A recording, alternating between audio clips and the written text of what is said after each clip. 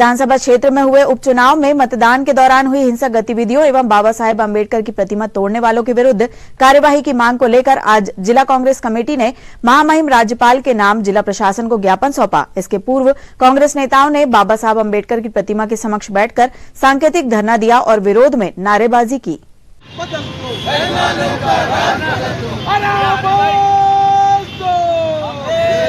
अभी तो ये लड़ाई है, आगे और लड़ाई माता की जय।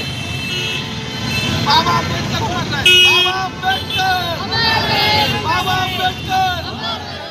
अभी विगत दिनों हमारे मध्य प्रदेश में दो उपचुनाव हुए, एक विजयपुर में और एक गुजरी में। दोनों जगह आपने देखा होगा, समाचारों से भी आपको ज्ञात हुआ होगा कि वहां पर आदिवासियों पर गोली चलाई गई। हरिजनों को और आदिवासी हमारे जो एसटी एसटी समुदाय के लोग हैं उनको वोट डालने से रोका गया। बार बार निर्वाचन आयोग से शिकायत करने पर भी कोई कार्रवाई नहीं की गई है।